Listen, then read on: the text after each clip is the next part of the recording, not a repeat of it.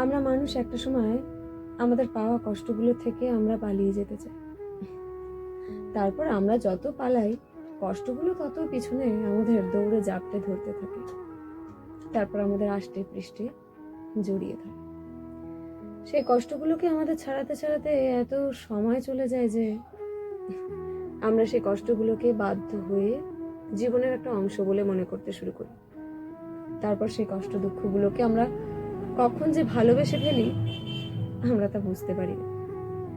এরপর যখন একটা সময় এই কষ্ট দুঃখগুলো অতিক্রম করে আমাদের জীবনের সুখ আসে, এই সুখকে আমাদের ভয় লাগতে শুরু করে। যেন মনে হয় এই কষ্ট দুঃখটাই বেস্ট ছিল, কারণ ওই কষ্ট দুঃখগুলো আমাদের চারপাশে আমাদের কারা আপনজন, কারা প্রিয়জন, কারা প্রয়োজন এটা চিনতে শেখায়। কারণ ওই যে মানুষ যে বলে মানুষ হলো দুঃখ বিলাসী, দুঃখকে বড় ভালোবাসে আপন করে নিতে, তাই আর সুখটাকে ততটা প্রিয় মনে হয় না। মনে হয় এই সুখের তুলনায় ওই দুঃখগুলোই বোধহয় ভালো ছিল।